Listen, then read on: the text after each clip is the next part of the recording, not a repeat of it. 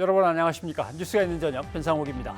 국민 여론조사에서 코로나19 백신 접종을 하겠다는 응답이 84%까지 올랐습니다. 조사를 진행한 여론조사 기관은 정치권의 백신 관련 공세가 전보다 덜한 것도 접종 참여를 늘리는 데 한몫하고 있다고 분석을 합니다. 하지만 접종이 잘 되고도 확진자가 다시 늘어난 나라들은 여럿 있습니다.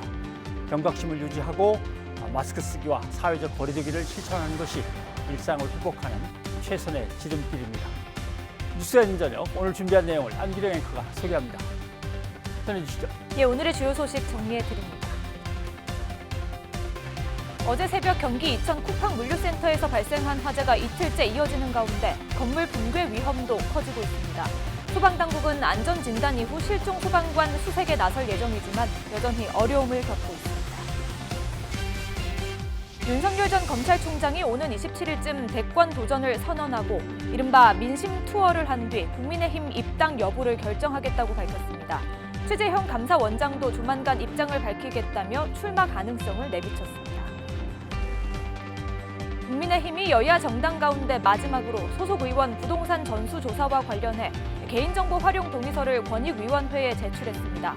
잠시 뒤 국회의원 가운데 가장 넓은 농지를 가진 국민의힘 한무경 의원의 농지법 위반 내용을 취재기자와 자세히 짚어보겠습니다.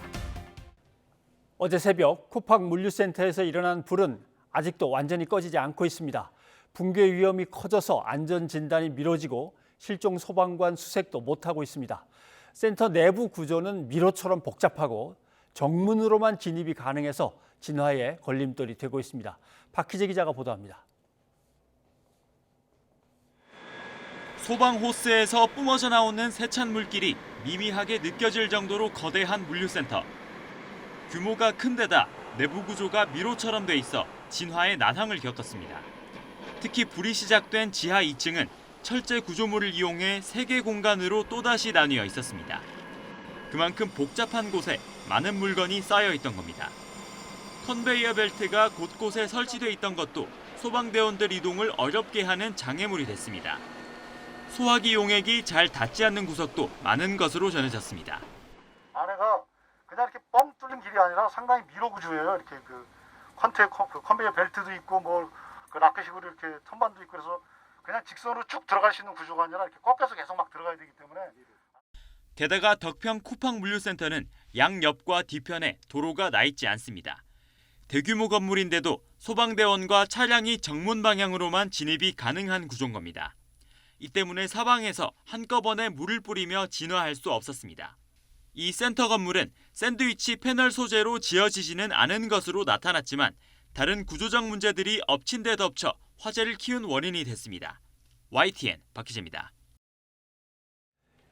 이번 화재의 첫 발화 지점은 지하 2층 물류창고였는데 내부 CCTV에 불꽃이 있는 장면이 포착됐습니다. 전기 콘센트에서 시작된 것으로 보이는데요. 과열이나 합선이 원인이라는 추정이 나오고 있습니다. 김대겸 기자입니다.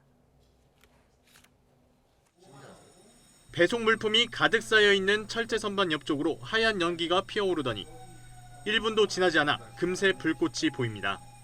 새벽 5시 20분쯤 발화 지점으로 추정되는 지하 2층 물류창고 CCTV에 포착된 장면입니다. 지하 2층 내부에 3단 철제가 되어 있는데 3단 부분에서 확인되고 있는데 이거는 계속 앞으로 추후에도 확인해 봐야 될 상황입니다. 철제 선반에 설치된 전기 콘센트에서 불이 시작된 것으로 보입니다. 전문가들은 연기가 먼저 발생한 점으로 미뤄볼 때 과열이나 접합 불량이 원인일 것으로 추정했습니다. 먼지가 많이 쌓일 수밖에 없는 물류창고의 특성을 고려하면 합선됐을 가능성도 있습니다. 물류창고에 먼지가 많이 쌓여 있다고 하면 전선과 전선 사이에 그 먼지를 통해서 전류가 흐름으로써 화재가 발생될 수가 있는 것입니다. 이를 트래핑 현상이라고 말을 합니다. 전문가들은 또 많은 양의 물품이 다닥다닥 붙어있는 환경이라 작은 불씨가 큰 불로 번지는데 오래 걸리지 않았을 것으로 분석했습니다. 물건이 다 탈 때까지 불이 꺼지기 어려울 것이란 예상도 나옵니다. 가연물들이 집적돼 있고 그다음에 선반 등을 이용해서 물건들을 굉장히 많이씩 과다하게 쌓아놓는 이런 상황들, 그래서 급격하게 연소하거나 장시간 연속적으로 연소가 이어질 가능성이 높다. 경찰과 소방은 불이 완전히 꺼지고 나면 합동 감식을 통해 정확한 화재 원인을 밝힐 예정입니다. YTN 김대겸입니다. 최근 아스트라제네카 백신의 물량 부족으로 일선 병원에는 항의 전화가 이어지고 있습니다. 방역 당국이 7월부터 교차 접종을 허용하기로 하며 숨통이 트일지 관심이 쏠리고 있습니다. 김혜린 기자입니다. 서울 독산동 한 내과병원의 백신 냉장고가 텅 비었습니다. 아스트라제네카 백신 부족 사태로 배송 예정이었던 물량이 들어오지 않은 겁니다. 순조롭게 진행된 게 아니고 실제로 모자랐어요. 신청했다고 맞는 게 아니고 다 됐는데 안 들어오길래 그래서 보건소에 전화를 하니까 물량이 이제 안 들어온다는 그 이야기를 했어요. 근데 우리한테 미리 통보가 된 게 아니고. 이 때문에 예약자들의 접종도 미뤄졌습니다. 병원 측은 업무에 차질을 빚을 정도로 항의 전화에 시달리고 있습니다. 진료도 봐야 되고 하다 보니까 어려움이 좀 있었네요. 스케줄 조정을 어렵게 하신 분들, 그분들한테 너무 죄송하죠. 우리도 계속 죄송하다고 이러고 이렇게 하고 있어요, 지금. 전국 60살에서 74살 고령층 10만여 명이 사전 예약을 하고도 백신 접종을 받지 못했습니다. 앞서 백신 국제공급기구 코백스에 아스트라제네카 백신 83만 5천 회분이 이달 말 들어올 예정이었지만 그 시기가 7월로 미뤄지면서 접종 계획에 차질이 생긴 겁니다. 아스트라제네카 백신 부족 문제는 이 부분은 백신 접종률을 높이기 위해서 우리 방역 당국에서 원래 2차 접종분을 남겨놓지 않고 1차 접종에 다 접종을 하게 되면서 발생한 문제거든요. 문제 해결을 위해 정부는 7월 한 달 동안 교차 접종을 허용하기로 했습니다. 아스트라제네카 백신으로 1차 접종을 받은 사회 필수 인력 등 76만 명 가운데 희망자들은 2차 접종 때 화이자 백신을 맞는 겁니다. 코로나19 예방접종 대응 추진단은 8월 이후 아스트라제네카를 2차 접종하는 이들에 대한 접종 계획은 국내외 연구와 해외 사례 등을 고려해 검토할 방침입니다. YTN 김혜린입니다. 코로나19 백신 접종에 속도가 붙으면서 정부가 접종 이상 반응에 대해서도 신속하게 보상에 나섰습니다. 30만 원 미만 피해 180여 건 등 모두 350여 건에 대해 보상하기로 결정했습니다. 적극적인 보상을 통해 접종을 독려하는 것으로 풀이됩니다. 이동우 기자입니다. 코로나19 백신 1차 접종만 1,400만 명을 넘어서는 등 가속도가 붙자 정부는 백신 접종 이상 반응 피해 보상에도 적극적으로 나섰습니다. 우선 발열과 두통 등 30만 원 미만 소액 피해 상당수를 보상하기로 했습니다. 피해 보상 신청 금액이 30만 원 미만인 소액 심의 대상 223건에 대해서 인과성 및 보상 가능 여부를 심의하여 총 183건에 대해서 보상을 결정하였습니다. 이로써 지금까지 접종 후 이상 반응 422건 가운데 353건에 대해 보상 결정이 내려졌습니다. 아울러 예방접종과의 인과성 근거가 불충분해 보상에서 제외된 중증 환자에 대해서는 별도로 1,000만 원까지 진료비를 지원하고 있습니다. 현재까지 확정된 지원 대상 7명 가운데 3명에 대해 의료비 지원 절차를 진행하고 있습니다. 나머지 대상자도 신속하게 지원할 예정입니다.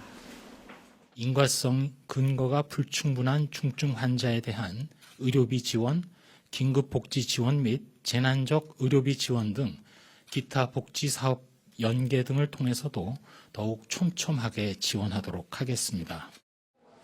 정부가 이처럼 접종 후 이상 반응 등에 대해 적극적으로 보상하는 것은 국민이 설령 피해를 봐도 충분히 보상받을 수 있다는 믿음을 가지고 접종에 참여하도록 유도하기 위한 조치입니다. 정부는 추가적으로 인정되는 이상 반응에 대해서도 보상 범위를 계속 확대해 나갈 계획입니다. 또 신속한 피해 보상이 이루어지도록 이번 달부터 심사 주기를 월 2회로 추가 단축해 운영하고 있습니다. YTN 이동우입니다. 문재인 대통령이 영국 G7 정상회의와 오스트리아, 스페인 국빈 방문 일정을 마치고 귀국했습니다.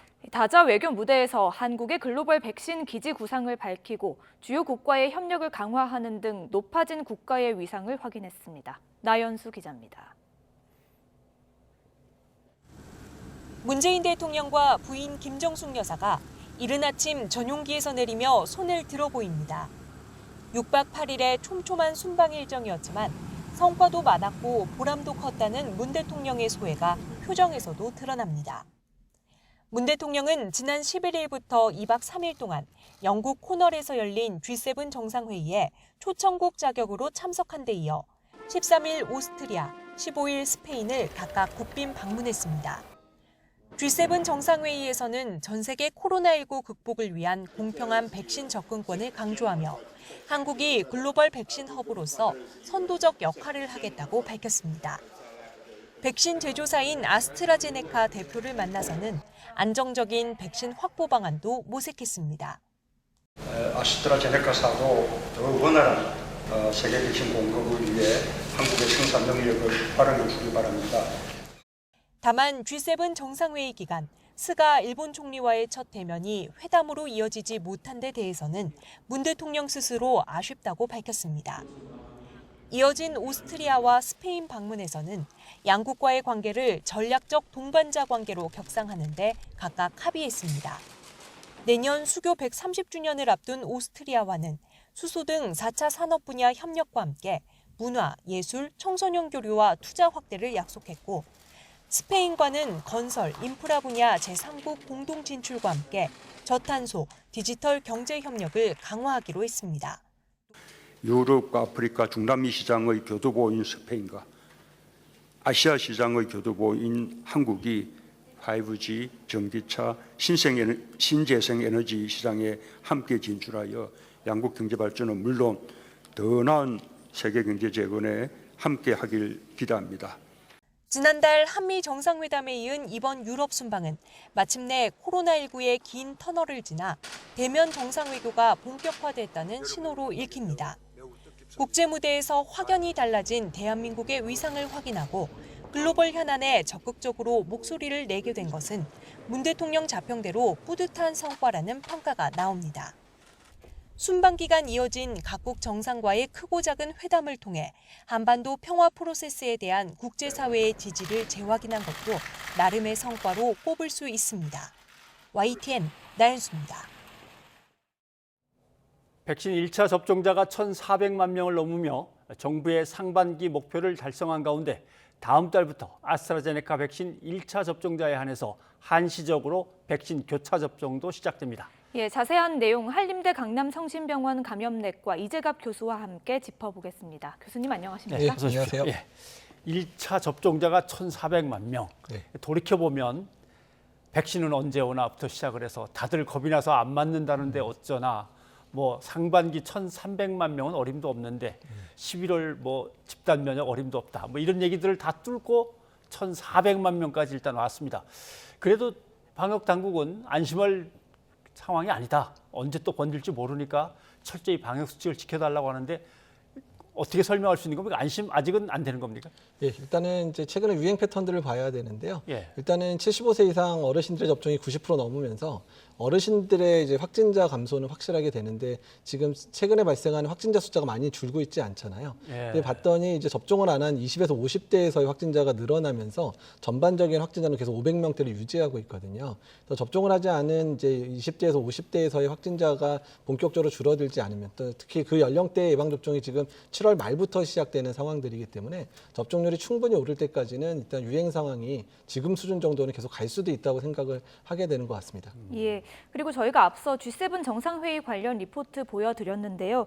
G7 정상회의에서 존슨 영국 총리와 바이든 미국 대통령이 문재인 대통령을 가리키는 사진이 좀 화제가 됐습니다.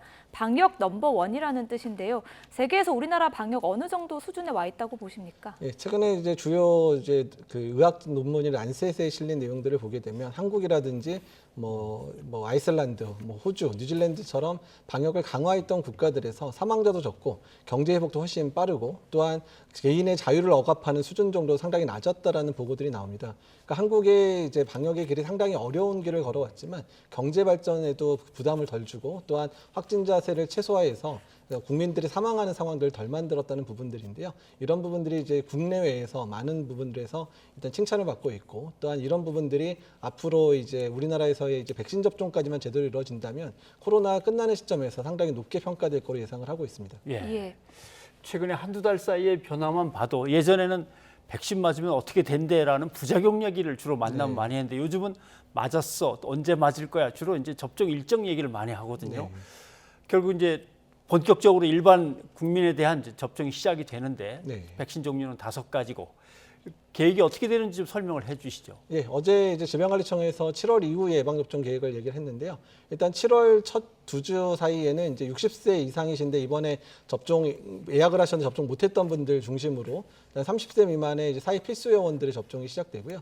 일단 7월 셋째 주인 7월 19일부터는 일단은 고3 학생들 또한 이제 고등학교 교사들에 대한 접종이 시작되고요. 일단 7월 26일부터는 50세 이상, 그러니까 50에서 59세 사이의 인구들에 대한 본격적인 접종이 시작되고요. 8월, 9월 넘어가면서부터는 40대에서 이제 20대까지는 이제 뭐 연령별로 내려오는 게 아니라 그냥 원하시는 사람들이 예약을 하게 되면 선착순으로 물량이 들어오는 대로 선착순 명단 받아가지고 접종하는 체계대로 운영이 돼서 아마 9월 달까지는 목표하고 있는 3,600만 명에 대한 1차 접종이 마쳐질 것 같습니다. 예, 이렇게 3분기 백신 접종이 이루어지는데요.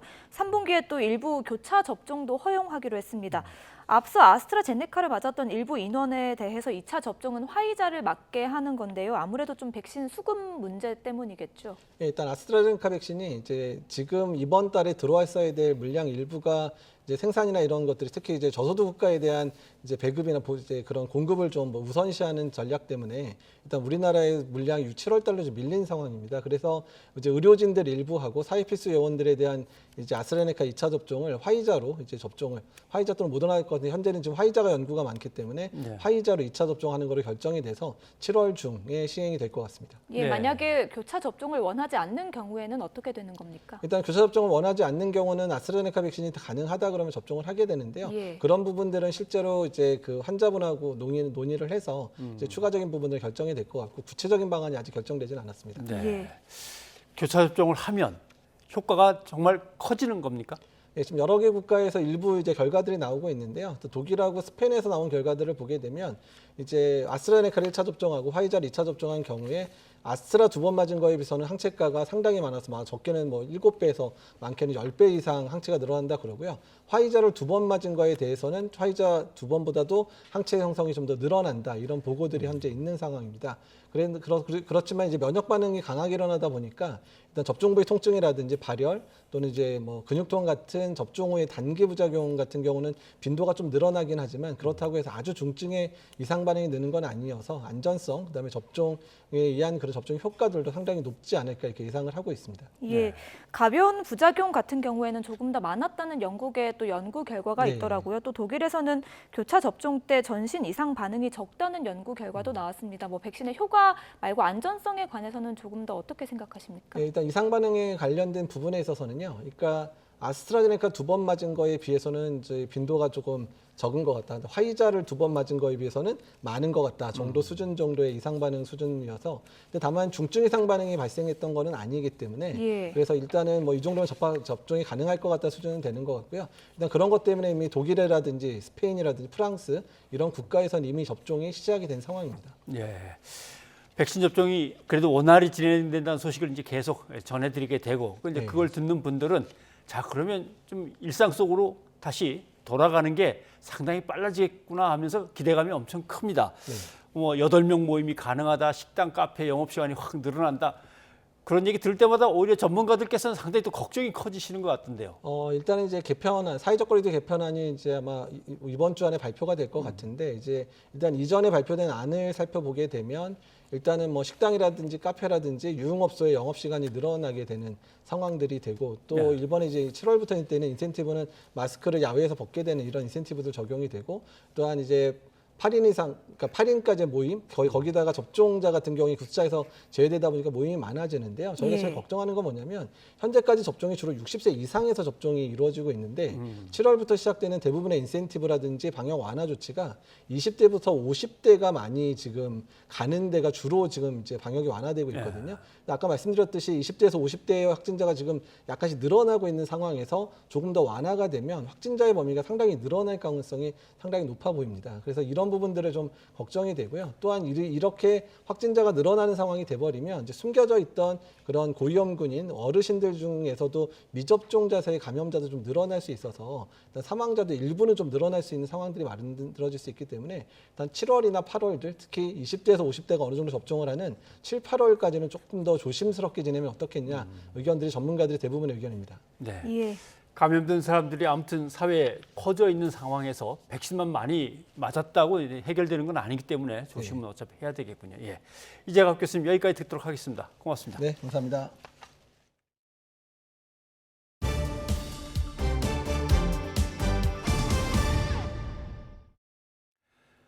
더불어민주당의 경선 연기론을 놓고 내부 갈등이 커지고 있습니다. 당 지도부는 오늘 매듭짓기로 했던 경선 일정 판단을 또 미뤘습니다. 차정윤 기자입니다. 민주당 송영길 대표는 당초 오늘 최고위원회의에서 대선 경선 일정을 확정지을 계획이었습니다. 경선 연기 논란에 종지부를 찍겠다는 각오였는데 이낙연, 정세균계 의원 60여 명이 의원총회 소집을 요구하면서 분위기가 달라졌습니다. 그리고 결국 송영길 대표가 한 발 물러섰습니다. 의원들 66명의 연서로 이와 관련된 의원총회 소집 요구가 있었기 때문에 대표와 지도부가 수렴을 한 뒤에 민주당은 주말 사이 지도부 회의를 열어 경선 일정과 의원총회 개최 여부, 대선기획단 인선까지 다시 논의하겠다는 입장입니다. 시간을 벌기는 했지만 경선 연기를 둘러싼 개파 대리전은 전면전으로 치닫고 있습니다. 탐욕적 이기심의 끝이 어딘지 걱정된다는 이재명계의 비판에 정세균계는 막말로 몰아세우는 비민주적 자세라고 맞받아쳤습니다. 정세균 전 총리는 더 나아가 경선 연기 논란을 당무위원회로 넘기라고 압박했습니다. 당은 개정사항이 아니에요. 당무회의에서 의결하면 되는 일이에요. 상대방과 어떻게 경쟁을 해서 정권 재창출을 할 것인가 거기에 초점을 맞춰야 된다고 봐요. 대선 경선을 둘러싼 초유의 집단 행동에 송영길 대표의 고민도 깊어지고 있습니다. 송 대표가 조속히 결단을 내려야 한다. 의원들의 생각을 더 들으며 숨고르기에 들어가야 한다. 측근 그룹의 주장도 나뉘는 것으로 알려졌습니다. 경선 연기론을 두고는 의원들의 입장이 첨예하게 갈리지만 이른 시일 안에 결론을 내야 당내 분란을 최소화할 수 있다는 데에는 이견이 없습니다. YTN 차정은입니다. 윤석열 전 검찰총장 측이 이달 말에 공식 출마 선언을 하겠다며 정치 참여 일정을 밝히고 나섰습니다. 이런 가운데 최재형 감사원장까지 공개적으로 출마 여지를 남기면서 변수로 떠올랐습니다. 황혜경 기자가 보도합니다. 윤석열 전 검찰총장이 이르면 27일 대권 도전을 공식 선언합니다. 하루 이틀 정도 늦어질 수는 있지만 공식 선언은 이달 안에 이루어질 예정입니다. 이후 1, 2주 정도 민심 투어에 나서기로 했습니다. 과거와 같은 방식은 국민을 짜증만 나게 한다는 김종인 전 비대위원장의 지적을 의식한 듯 시장 다니며 어묵 먹는 방식은 아니라고 강조했습니다. 민심 투어하면 국민이 짜증낼 거다라고 하는데 국민이 최대한 짜증내지 않도록 그렇게 하는 민심 투어가 되도록 하겠습니다. 그래서 그 민심 투어를 반영을 해서 입당 문제도 최종 결론을 내겠다. 대권 도전 선언 이후에는 여러 강연과 인터뷰를 통해 직접 자신의 구상을 밝히겠다는 뜻도 드러냈습니다. 국민의힘에서 적극적으로 구애를 펼쳤던 최재형 감사원장도 이전과는 다른 태도를 보였습니다. 출마 가능성을 묻는 질문에 부인하지 않고 조만간 공식 입장을 밝히겠다며 가능성을 내비친 겁니다. 직무를 마치자마자 바로 선거에 출마하고 또 재직 중에 선거에 나간다는 얘기가 나오고 이런 것들이 정치적 중립을 위해서 바람직한 현상입니까? 그 부분에 대해서는 뭐 다양한 판단이 있다고 생각합니다. 네, 이 부분에 대해서는 제가 제 생각을 정리해서 자, 지금 여야를 막론 최재형 감사원장의 경우 탈원전 정책 등을 놓고 정부 여당과 확실한 각을 세웠던 만큼 윤석열 전 총장과 함께 야권의 영입 대상 후보로 끊임없이 거론돼 왔습니다. 최근 미담 사례까지 전해지면서 대권 주자로 나설 거라는 전망이 고개를 들기 시작했습니다. 국민의힘 이준석 대표는 대권 주자들에게 조속히 입당해야 한다며 계속해서 압박하고 있습니다. 여권은 물론 야권 내 경쟁 주자들도 이들에 대한 송곳 검증을 벼르고 있어 향후 대선 지형이 어떻게 펼쳐질지 관심이 높아지고 있습니다. YTN 황혜경입니다. 국민의힘 이준석 대표의 행보가 연일 관심이죠. 보수 언론들은 최근 이 대표가 기지개를 켜는 사진까지 일면에 올렸습니다. 이런 상황에서 산업기능요원으로 대체 복무한 이 대표의 병역과 관련된 논란이 또다시 불거졌습니다. 앞서 일부 언론들은 이 대표가 산업기능요원으로 복무하던 지난 2010년 지원 자격이 되지 않는 국가 사업에 참여했다는 의혹을 제기했습니다. 뉴스가 있는 저녁이 입수한 당시 지식경제부의 이른바 소프트웨어 마에스트로 과정 선발 공고입니다. 지원 자격은 공고일 기준으로 고등학교나 대학교, 대학원에 재학 중인 사람으로 제한하고 있습니다. 별도로 장학금도 지급한다고 적혀 있는데요. 장학금은 100만 원에서 200만 원까지 지급된 것으로 알려졌습니다. 논란이 일자 더불어민주당 김용민 최고위원은 공개적으로 이 대표를 향해 병역 관련 의혹에 답하라고 요구했습니다. 2007년에 이미 대학을 졸업한 이 대표가 어떻게 재학생 대상인 사업에 지원할 수 있었는지 의심스럽다고 주장했는데요. 들어보시죠. 만약에 지원 자격도 안 되는 사람이 허위로 지원해 장학금까지 받았다라고 하면 업무방해를 넘어 사기죄까지 성립할 수 있을 것입니다. 언론에서 제기한 의혹이 사실이라면 이준석 대표로 인해 해당 과정에 지원했던 어떤 청년은 기회가 박탈된 것입니다. 이에 대해 이 대표는 SNS를 통해 10년 전 끝난 이야기라고 선을 그었습니다. 당시 병무청과 정보통신산업진흥원에 확인한 뒤 졸업생으로 명기하고 지원해 합격한 것이라며 이미 강용석 전 의원이 고발까지 했지만 검찰에서도 문제 없다고 한 사안이라고 반박했습니다. 실제로 강 전 의원은 지난 2012년 이 대표가 산업기능요원으로 복무하는 동안 국가사업에 선발돼 적법한 절차를 밟지 않고 회사를 여러 차례 이탈했다며 이 대표를 병역법 위반 혐의로 검찰에 고발했습니다. 당시 병무청은 회사에 승인이 있었고 이 대표의 근무 시간이 외출 시간보다 많았기 때문에 문제가 없다고 결론 내렸고요. 검찰 역시 무혐의 처리했습니다. 이러자 김용민 최고위원 다시 반박에 나섰습니다. 김 최고위원은 병역법 위반이 아니라 사기 의혹의 해명을 요구한 것이라며 명백히 다른 사안이라고 주장했습니다. 이런 가운데 한 시민단체가 다음 주 월요일 이준석 대표를 병역법 위반과 사문서 위조 등의 혐의로 경찰에 고발하겠다고 밝혔습니다. 여기에 관련 의혹을 수사해달라는 청와대 청원까지 등장하면서 논란은 다시 가열되고 있습니다. 뉴스가 있는 저녁 안규령입니다. 제가 직접 가서 직접 만나서 직접 타보겠습니다. 가! 보! 리!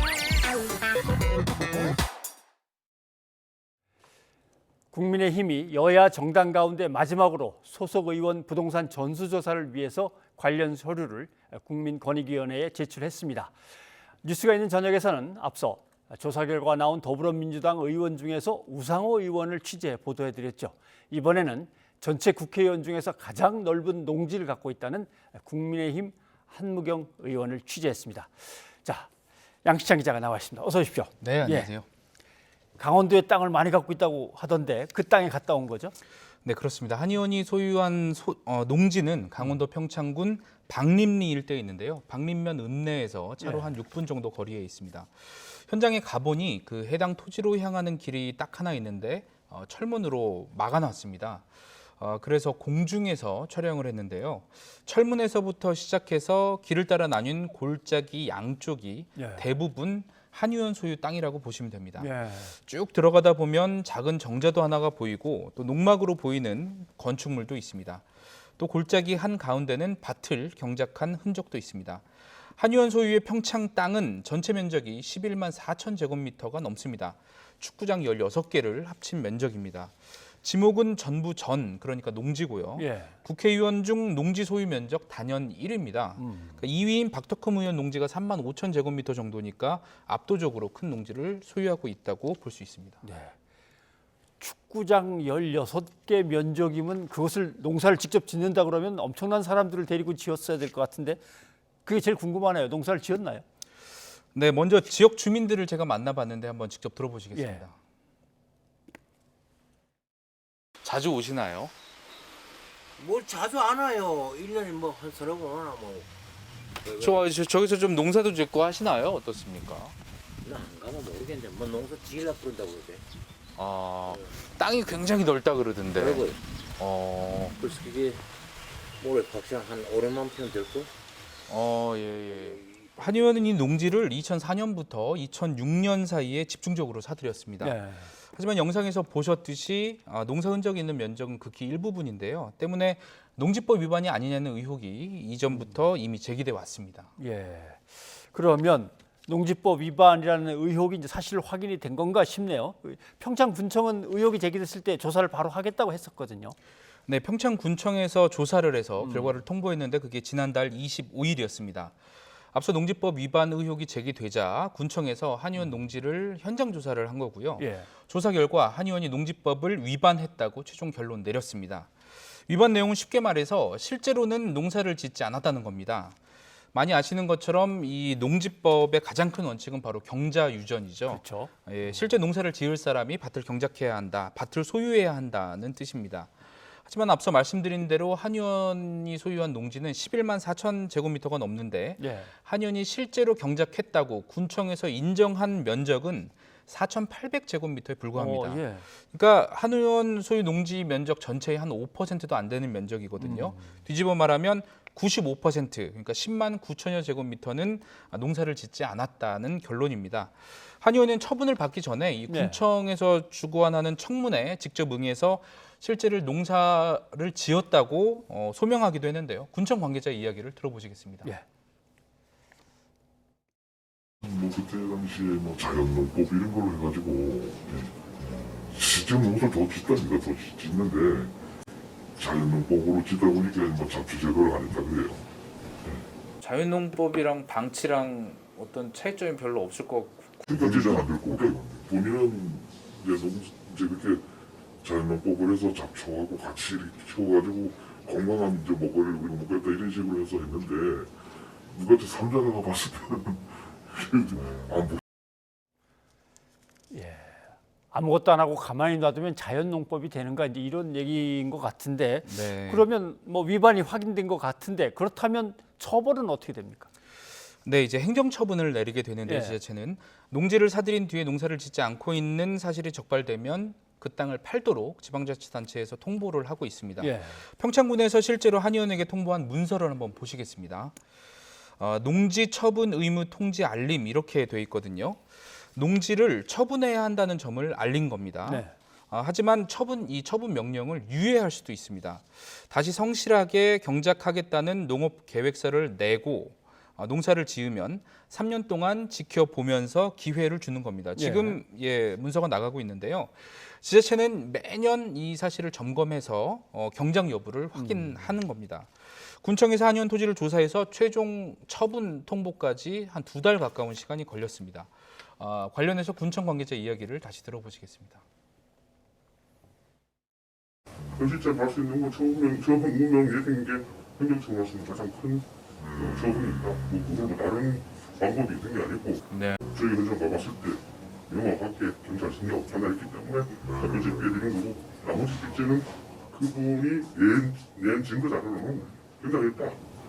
여러 개 주장했지만 저희는 객관적으로 가지고 정황상 사장관 그 정황상 봤을 때 영광을 판단해가지고 나머지 둘째는 전부 다 처분하고 그렇습니다. 네. 실제로 농사를 지은 게 확인된 거는 빼드리지만 나머지는 처분하시라 이런 얘기가 되는 것 같습니다. 네, 그렇습니다. 그러면 문제는 한 의원은 도대체 뭐라고 하는가 만나봤나요? 네, 오늘 제가 한 의원을 어렵게 만나고 왔습니다. 한 의원도 이 땅의 처리를 놓고 굉장히 깊게 고심한 것으로 보였는데요. 한 의원 유이저 팀의 취재가 시작되자 결국 평창 논지 전체를 팔겠다고 밝혔습니다. 직접 들어보시겠습니다. 농지 처분 의무 통지서를 받았는데 그래서 이제 이걸 받고 저희도 나름대로 이제 고민을 하다가 이제 최근에 그러면 이 땅을 전부 그러면 농어촌 공사에 매도 위탁 계약을 하자 해서 지금 매도 위탁 계약을 신청해 놓고 있는 상태입니다.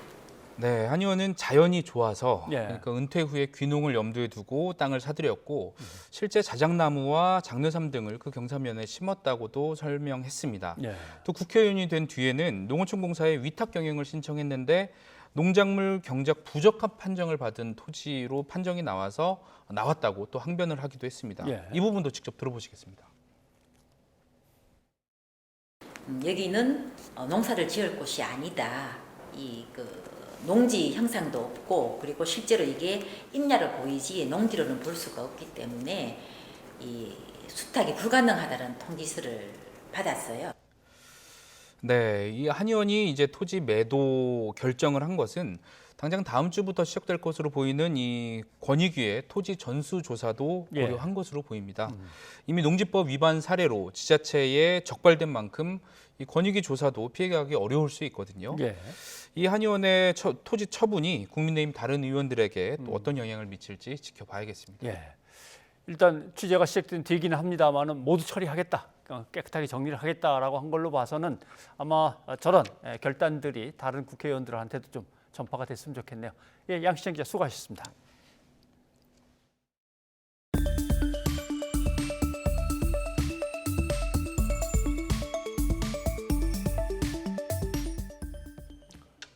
(2021년도) 국가 경쟁력 순위가 발표됐습니다. 우리나라는 64개국 중 23위입니다. 언론들이 보도를 하고 있습니다. 국가 경쟁력 보고서를 살펴보려면 지난해와 비교하는 거는 조금 부족하고요. 흐름을 좀 봐야 됩니다. 한번 보시죠. 자, 여기가 지금 미국입니다. 미국은 상당히 성적이 좋았다가 뚝 떨어졌다가 그대로 유지가 되는 거죠. 그래서 지난해와 똑같다고 안심할 건 전혀 아닙니다. 그다음에 여기는 중국이군요. 중국은 나름대로 다시 상승세를 타고 있고요. 그다음에 여기가 대만입니다. 대만, 타이완은 상당히 좀 뭔가 나라가 잘 돌아가는 게 눈에 대충 보이시죠? 그다음에 이것이 이제 우리나라입니다. 우리나라는 순위가 올라간 채로 이제 조금 이제 유지가 되고 있고, 일본이 나라가 좀 헤매는 게 보이시죠? 일본. 맨 밑에가 일본입니다. 우리나라 순위 변화의 추이를 좀 자세히 살펴보겠습니다. 보시면 2008년 이명박 정부 때 쭉 올라가다가 박근혜 정부 때 쭉 내려갔다가 다시 성적이 조금씩 나아지고 있는 중입니다. 이게 335개 항목을 조사해서 평가하고 종합하는 거라 다 설명드리긴 어렵고 성적이 쭉 떨어진 것만 좀 골라서 설명을 드려보겠습니다. 국가 경쟁력 세부 평가 중에서 경제 성과 이번에 성적이 많이 올랐습니다. 국내 경제, 무역 다 좋은데 수출이 잘 되니까 문제는 투자입니다.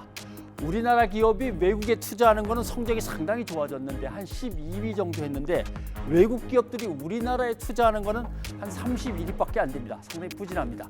어떻게 해외 투자를 유치할 건가 이거 고민을 좀 해야겠습니다. 다음은 정부 효율성 분야입니다. 정부 효율성 28에서 34위로 뚝 떨어졌습니다. 조세 정책에서 뚝 떨어졌죠. 왜냐하면 이거는 국민들이 요새 세금을 너무 뜯어가는 것 같아 이런 식으로 비판적인 의식을 많이 갖고 있었기 때문에 그게 성적으로 반영된 거고요. 기업 여건은 뭐 나름대로 규제가 아직 완화되는 것이 적어서 계속 나빠지고 있고, 사회적인 여건 그러니까 남녀 간의 양성 불평등의 문제라든가 그다음에 남녀 간의 실업률 격차라든가 이런 것들이 다 반영돼서 사회 여건도 성적이 좀 나빠졌습니다. 그다음은 기업 효율성을 보겠습니다. 기업 효율성 뭐 거의 비슷하게 유지가 됐는데 노동시장이 왜 성적이 뚝 떨어졌냐면 코로나19를 겪으면서 경제활동 인구가 늘어나야 성적이 올라가는데 다들 직장에서 떨려나고 경력이 중단되고 하면서 경제 인구가 뚝 줄어든 거죠. 그래서 뚝 떨어졌습니다. 행태가치라고 하는 거는 기업가 정신의 문제라든가 그다음에 세계적으로 뻗어나가서 잘 되려는 욕심은 한국 사람들이 많은데 외국 사람들의 생각이나 외국 사람들의 사고방식을 이해해 주는 거에서는 상당히 부족하다는 평가를 받았습니다. 그래가지고 행태가치에서 점수가 뚝 떨어졌습니다. 마지막으로 인프라 보겠습니다. 인프라. 뭐 약간 떨어지긴 했는데 도시관리라든가 항공, 운송 등등에서는 점수가 오히려 올라갔는데 이쪽에서 나쁩니다. 기술 인프라. 우리가 기술 좋지 않나 생각하시겠는데 ICT 서비스 수출이라든가 사이버 안전 이런 거에서는 점수가 많이 내려갔습니다. 2021년 국가 경쟁력 성적표를 살펴봤습니다. 나라가 잘 돌아가는 건데 중요한 거는 나라가 잘 돌아가려면 정치와 정부와 시민사회가 협력하고 과제를 함께 풀어가야 되는데 우리는 아직도 이게 서로 겉도는 게 문제입니다. 변상욱의 앵커 리포트였습니다.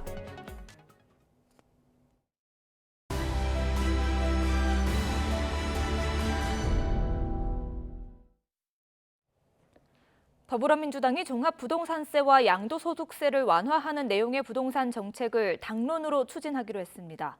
민주당은 오늘 전 의원 투표 결과 1가구 1주택자에 한해 종부세를 공시가격 상위 2%에게만 부과하는 방안을 채택했습니다. 이와 함께 1가구 1주택자 기준 양도세 비과세 기준액을 현행 시가 9억 원에서 12억 원으로 상향하는 방안도 확정했습니다. 다만 공급 확대를 위해 추진했던 주택 임대사업자 세제 혜택 축소 대책은 원점에서 전면 재검토하기로 했습니다. 우체국 택배 노사도 택배 기사의 과로사 방지 등과 관련해 합의에 도달했습니다. 이 역시 사회적 합의 기구를 통해 절충점을 찾았습니다. 보도에 김상우 기자입니다.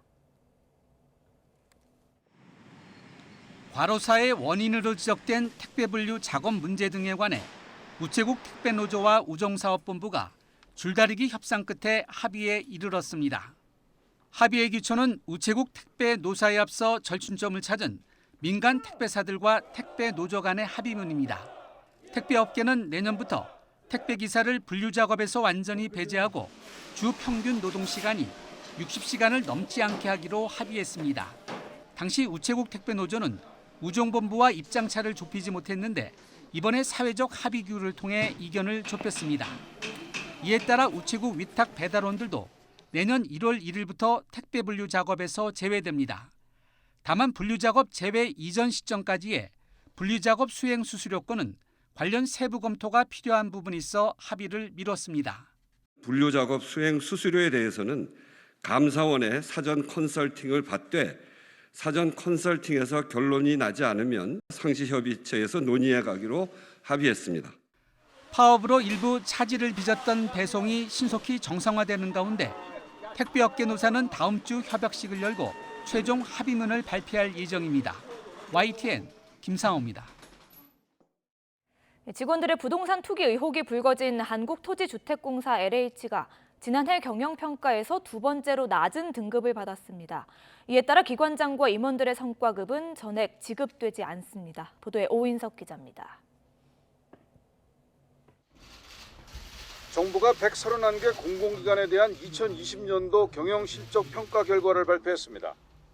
직원들의 부동산 투기 등 비위 행위가 확인된 LH는 미흡에 해당하는 D등급 평가가 내려졌습니다. D등급은 최하위인 2등급의 바로 윗단계로 2019년 A등급에서 3단계나 떨어졌습니다. LH는 윤리경영에서 가장 낮은 2등급, 리더십과 조직인사, 재난안전은 D등급을 받았습니다. 이에 따라 기관장과 임원의 성과급 전액이 미지급되고 직원은 수사 결과를 토대로 지급 여부가 결정됩니다. 직원들 성과급은 전년 대비 8분의 1 수준으로 쪼그라들 것으로 보입니다. 특히 LH 사태를 계기로 해서 윤리경영과 관련된 공공성을 대폭 강화하여 윤리경영 저해 행위에 대해서는 더 엄정하게 평가하였습니다. 한국보육진흥원 등 3곳에 대해서는 최하위로 아주 미흡에 해당하는 2등급 평가가 내려졌습니다. 2등급과 2년 연속 D등급을 받은 8개 기관 중 현재 재임 중인 기관장 4명은 해임이 건의됐습니다. 경영평가 결과에 따른 해임 건의가 의결된 것은 6년 만에 처음입니다. 한국산업인력공단 등 나머지 4개 기관은 기관장 임기 만료로 해임 건의 대상에서 제외됐습니다. 이번 평가에서는 윤리경영과 안전 분야에 대한 엄정평가로 D등급 이하 공공기관 수는 증가했습니다. 반면 고속철도 SR 등은 경영 개선 노력으로 D등급에서 B등급으로 2단계 상향됐습니다. 마스크 수급 문제를 조기에 해결한 건강보험심사평가원 등 23곳은 우수등급인 A등급을 받았습니다. 정부는 향후 공공기관 평가에서 윤리경영 지표 배점을 대폭 확대하고 이해충돌 방지를 위한 성과 등을 추가 반영하기로 했습니다. YTN 오인성입니다. 김정은 북한 국무위원장이 미국 바이든 행정부 출범 이후 처음으로 대외정책 기조를 공식화했습니다. 김 위원장은 대화와 대결에 다 준비되어 있어야 한다며 한반도 정세의 안정적인 관리를 강조했습니다. 김도원 기자입니다. 북한 노동당 중앙위 전원회의 셋째 날 김정은 국무위원장이 대외 정책 방향을 공개했습니다. 김 위원장은 미국 바이든 행정부의 대북 정책 동향을 상세히 분석하고 대응 방향을 밝혔습니다. 평화적 환경과 국가의 안전을 담보해야 한다며 대화와 대결을 모두 언급하고 특히 대결에 더욱 빈틈없이 준비돼 있어야 한다고 말했습니다. 그러면서 안정적 정세 관리를 강조했습니다. 시시각각 변화되는 상황에 예민하고 기민하게 대응하며 조선반도 정세를 안정적으로 관리해 나가는 데 주력해 나가야 한다고 밝히셨습니다. 미국 바이든 행정부 출범 이후 김 위원장이 북미 관계 등 대외 정책에 대한 입장을 내놓은 건 이번이 처음입니다. 대결을 말하긴 했지만 대내용으로 평가되고 안정적 정세 관리를 내세웠다는 점에서 도발에 나설 가능성은 낮아 보입니다. 김 위원장은 앞으로 적극적인 외교 활동에 나설 방침을 시사했습니다. 우리 국가의 전략적 지위와 능동적 역할을 더욱 높이고 유리한 외부적 환경을 주동적으로 마련해 나갈 데 대하여 언급하시면서 또 중요한 국제, 지역 문제에 관한 입장과 원칙도 밝혔다고 한 것으로 볼 때 미중 갈등 등에 관한 북한의 방침도 정립한 것으로 보입니다. 전원회의가 마무리되면 후속 조치로 대미, 대남 담화 등을 통해 구체적인 입장이 나올 가능성이 주목됩니다. 통일부는 안정적 정세 관리를 위해 가장 좋은 길은 대화와 협력이라고 거듭 촉구했습니다. YTN 김도훈입니다. 북한 김정은 국무위원장의 메시지는 성김 대북 특별대표의 방한을 앞두고 나온 것이라 그 배경에 관심이 쏠립니다. 김 대표의 방한을 계기로 다음 주 한미일 대북 협의가 열립니다. 대북 유화책을 마련할 수 있을지가 관건입니다. 이교준 기자입니다. 김정은 국무위원장이 당 전원회의에서 첫 대외 메시지로 대결과 함께 대화를 거론하며 미묘한 변화 기류를 내비쳤습니다. 올해 초 8차 당대회에서 천명한 강대강 선대선 기조에 비해 유연해졌다는 평가입니다. 이 점에서 지난달 한미 정상회담에 이은 성김 대북 특별대표의 방한을 계기로 북측 메시지에 어떻게 화답할지 주목됩니다. 북미 간에 대화가 재개되지 않으니까 어떻게 보면 북한을 유인할 수 있는 유인책을 한국 또 일본과 같이 협의해서 전향적인 방안을 제시할 수도 있고요. 한미, 한일, 한미일 북핵 수석 대표는 오는 20일을 잇따라 만나 한반도의 완전한 비핵화를 위한 협력 방안을 중점 논의할 예정입니다. 김정은 위원장의 대외 메시지에 대한 평가와 함께 어떤 대화 재개 방안이 조율될지 관심사입니다. 현존하고 있는 대북 경제 제재의 일부를 완화하되 그 상응 대가로 무엇을 북한 측에 요구할 것인가를 논의할 가능성도 있습니다.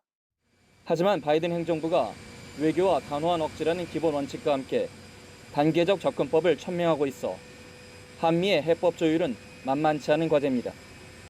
또 북한이 단기적으로 유연한 입장을 이어갈 것으로 관측되지만 8월 한미연합훈련을 빌미 삼아 강경 기조로 돌아설 가능성도 배제할 수 없습니다. YTN 이교준입니다.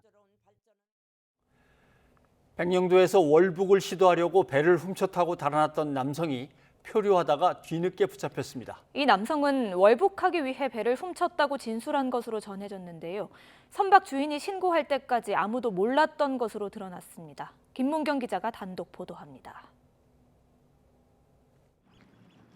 그제 16일 밤 40대 전후로 추정되는 남성 A씨가 백령도 신항에 정박해 있던 배 한 척에 호줄을 풀었습니다. 곧바로 배에 올라 시동을 걸었지만 기름이 없었던 탓에 작동하지 않았습니다.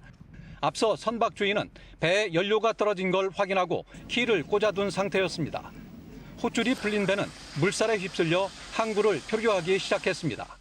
풀고선 이제 시동 걸고 가려고 했는데 시동이 안 걸리니까 그냥 바람인지 물살에 떠밀릴 거 아니에요. 이렇게 왔다 갔다 하면서. 이튿날 새벽 4시쯤 어업을 나가기 위해 부두를 찾았던 선박 주인은 깜짝 놀랐습니다. 부두에 있어야 할 배가 사라진 겁니다. 곧바로 해경에 신고한 뒤 다른 선박을 이용해 사라진 배를 찾아 나섰습니다. 배가 발견된 곳은 민간 부두에서 수백 미터가량 떨어진 해군기지 방향. 선박 주인이 다시 찾을 때까지 밤새 표류하던 배를 아무도 몰랐던 셈입니다. 내가 4시 15분인가 나가가지고 배가 없길래 배가 두 쪽에서 하나가 없길래 해경에다 바로 신고를 했지. A씨는 16일 낮 여객선을 이용해 백령도에 들어왔고 밤 11시 반쯤 북한에 가려고 배를 훔쳤다고 진술한 것으로 전해졌습니다. 그 배에서 현장에서 물어보니까 왜 남의 배를 끌고 왔냐 그러니까 월북 가려고 그런다고. 해경이 현재 자세한 경위를 조사하고 있는 가운데 최전방 접촉 지역에서의 경계 문제를 둘러싸고 또 다른 논란이 일 것으로 보입니다. YTN 김문경입니다. 올림픽은 텔레비전으로 보라더니 또 경기장에 관중은 입장시키겠다. 언뜻 앞뒤가 잘 맞지 않는 이 말은 스가 일본 총리가 기자회견에서 직접 밝힌 내용입니다. 국민에게 고통을 감내하라면서도 감염의 위험을 경고하는 전문가들의 목소리에 귀를 막고 있습니다. 도쿄 이경화 특파원이 보도합니다. 세 번째 긴급사태 해제를 발표한 뒤 열린 기자회견. 올림픽 개최를 기정사실로 한 스가 총리가 감염 방지를 위해 경기는 집에서 보라고 권합니다. 皆様には家でのテレビ観戦などを通じアスリートを応援していただきたいと思います。 이와 동시에 긴급사태 해제 후 완화한 규제 기준에 따라 올림픽 경기장에 최대 10,000명을 입장시킬 수 있다는 방침도 밝혔습니다. 관중들의 주의사항도 꼼꼼히 당부했습니다. 会場に来られる観客を常時マスクをして大声の応援は禁止されることになると承知しています。会場に直帰をするこのことも大事だと思います。 올림픽 경기를 보러 가라는 것인지 말라는 것인지 이해하기 힘든 설명입니다. 관중 입장으로 사람 이동이 늘면 7, 8월에 다시 긴급사태를 발령해야 할 수 있다고 전문가들은 이미 경고했습니다. 정부의 코로나 대책을 자문해온 전문가들도 무관중 개최가 가장 위험이 적다고 공식 제언했습니다. 受け取ってくれて、一緒によく読んで参考にしますというようなことをおっしゃってましたね。 긴급사태 해제 후 음식점에서 술을 파는 문제를 놓고도 논란입니다. 저녁 7시까지 팔 수는 있지만 감염 확산 조짐이 보이면 중단하겠다는 게 일본 정부의 방침입니다. 명확한 기준도 없고 언제 판매 중단 결정이 나올지 몰라 업계의 불만이 커지고 있는 반면 올림픽 선수촌에서는 음주가 허용됩니다. 감염 확산을 막는 게 최우선이라는 말과 달리 안전하고 안심할 수 있는 올림픽과는 거리가 멀어 보이는 결정을 스가 총리는 이어가고 있습니다. 도쿄에서 YTN 이경아입니다. 이스라엘이 새 정부가 들어선 이후 이틀 연속해 팔레스타인 가자 지구를 공습해 다시 긴장이 고조되고 있습니다. 이스라엘군은 이번 공습에 대해 가자 지구에서 이스라엘로 날려보낸 방화용 풍선에 대한 대응이라고 밝혔습니다. 보도에 최문석 기자입니다. 팔레스타인 가자 지구입니다. 어둠 속에서 굉음과 함께 갑자기 섬광이 번쩍입니다. 팔레스타인 무장정파 하마스 건물에 대한 이스라엘군의 폭격이 감행된 것입니다. 이스라엘군의 공습은 이틀 연속 이루어졌습니다. 이번에는 하마스도 기관총 사격으로 대응했습니다. 공습에 나선 전투기를 조준한 것으로 보입니다. 이번 공습으로 인한 사상자 발생 여부는 확인되지 않고 있습니다. 앞서 수요일에도 이스라엘군은 가자 지구 내 하마스 군시설을 공습했습니다. 이스라엘군은 가자 지구에서 이스라엘 남부로 날아온 방화용 풍선에 대한 대응이라고 밝혔습니다. 하마스 측이 날려보낸 방화 풍선으로 이스라엘 남부 지역에 28건의 화재가 잇따랐습니다. 풍선 공격은 이스라엘 강경 우익단체가 지난 15일 동예루살렘에서 이스라엘 국기 행진을 벌인 이후 감행됐습니다. 이 행사는 동예루살렘을 이스라엘에 빼앗겼다고 생각하는 팔레스타인들에게는 고발 행위로 간주되고 있습니다. ونحن اليوم مستمرون بإذن الله طالما استمر العدو في حماقته وعدم التراجع عن جهيته ضد أبناء شعبنا في القدس المحتل. 이번 공습은 이스라엘과 하마스가 지난달 20일 휴전한 지 26일 만에 이루어진 것입니다. 무엇보다 극우 성향의 나프탈리 베네트 신임 이스라엘 총리가 취임 이틀 만에 공습을 승인했다는 점에서 또다시 긴장감이 고조되고 있습니다. YTN 최문석입니다. 전 세계 코로나19 누적 사망자가 400만 명을 넘어섰습니다. 6개월도 안 돼서 200만 명이 늘었는데 변이 바이러스가 영향을 미친 것으로 보입니다. 특히 인도 델타형 변이 바이러스가 세계 80개국에서 확산하고 있어 우려가 커지고 있습니다. 김형근 기자입니다. 페루 수도 리마의 공동묘지. 코로나19 희생자가 늘면서 빈자리 찾기가 어렵습니다. 묘지를 구하지 못한 주민들은 시신을 집 앞마당에 묻고 있습니다. Hemos tomado una decisión de enterrarle frente a mi casa que queda mi jardín, prácticamente, porque no hay solución. ¿Qué puedo hacer yo con mi hermano muerto en mi casa? 이처럼 최근 들어 코로나19 상황이 악화하면서 전 세계 누적 사망자가 400만 명을 넘어섰습니다. 처음 200만 명이 되는데 1년 넘게 걸렸지만 200만 명이 추가되는 데는 6달이 채 걸리지 않았습니다. 사망자 가운데 절반은 미국, 브라질, 인도, 러시아, 멕시코 등 5개국에서 나왔습니다. 특히 중남미 국가들은 올 3월 이후 전 세계 신규 감염의 43%를 차지하며 최악의 상황을 겪고 있습니다. 여기에 최근 전파력이 강하고 중증 질환 위험이 높은 델타 변이 바이러스가 확산하면서 우려가 커지고 있습니다. Well, that figure, around 40% more transmissible, it is indeed, that's the latest advice I have. That means that it is more difficult, obviously, to manage this virus with the new Delta variant. 인도에서 처음 발견된 델타 변이는 현재 80여 개국으로 퍼졌습니다. 특히 영국은 신규 확진의 90% 이상이 델타 변이일 정도로 상황이 심각합니다. 미국 질병통제예방센터도 델타 변이를 우려 변이 바이러스로 지정했습니다. 보건 전문가들은 델타 변이가 앞으로 우세종이 돼 새로운 대유행을 촉발할 가능성이 있다고 우려하고 있습니다. YTN 김영근입니다.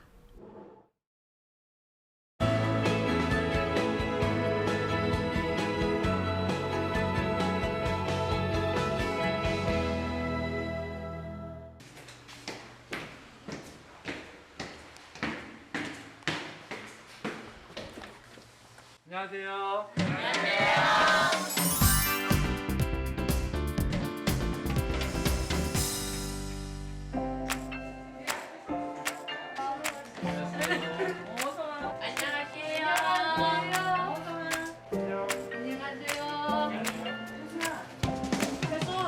제9 3학년 길대수입니다. 수학 공부는 너무너무 어렵고 글쓰기는 너무 재밌어요.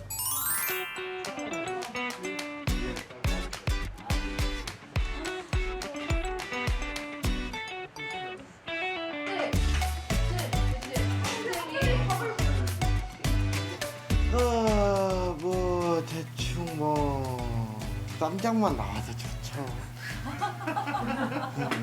운동 좋아하죠? 안 좋아해. 운동은 가끔 좋아하죠. 춤도 세지? 네. 하시면 하실래요? 하시면 할까? 하시면 합니다.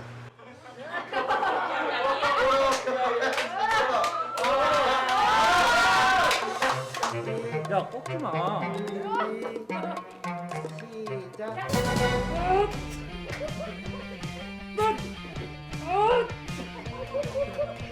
너 이제 다 준 거야? 이거 다 준 거야?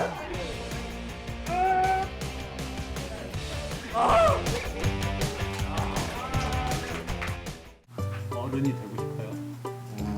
빨랑 돼서 PC방 가고 싶어요. 할머니가 맨날 못 가게 해요. 할머니, 할아버지가 키우는 아이도 있고, 그리고 거의 이제 한부모 가정에서 키우는 아이들이 대부분이에요.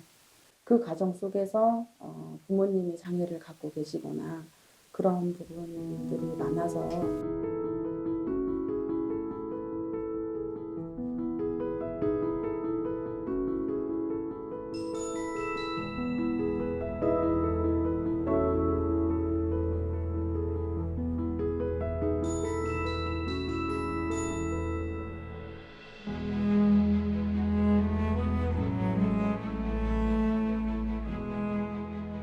그러니까 1학년 때부터 3학년 때까지 정말로 감당할 수 없이 힘들었던 거예요. 그러니까 저도 힘들었지만 아이도 힘들었던 시기였고, 아이가 성숙해졌다는 거를 제가 이제 고등학교 올라가서부터 조금 느끼기 시작했거든요. 그러니까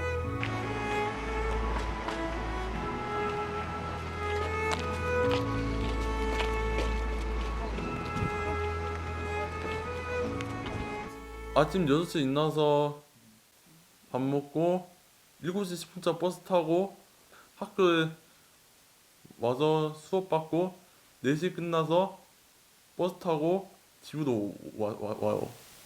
이 아이 낳고 정말 힘들었거든요. 그 20년 동안. 근데 지금은 너무 행복해요. 이 아이가 버스 타고 가는 것만 봐도 눈물이 나고 혼자 내리는 것만 봐도 막 가슴이 뜨거워질 정도로 제가 너무 좋거든요. 버스 타고 혼자 다니고 음료수를 혼자 사 먹을 수 있다는 것 자체가 이 아이한테는 기적이니까.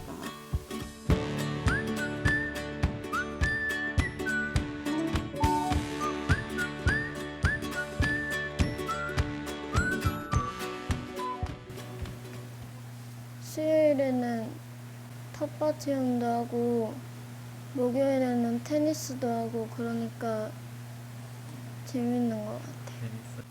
테니스를 하면 칭찬도 받아요, 많이 선생님한테요. 그런 게 좋아요.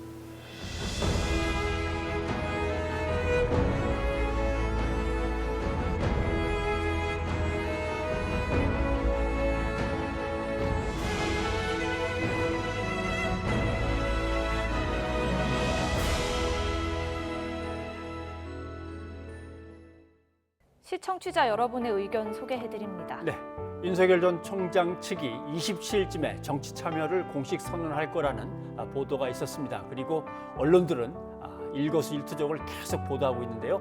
8735님, 언론의 생명은 공정성과 신뢰성에 있는데 일부 보수 언론은 국민이 아닌 윤석열 총장의 입으로 전락했네요 하셨습니다. 예, 이어서 광주 건물 붕괴 사고와 관련해서 6192님.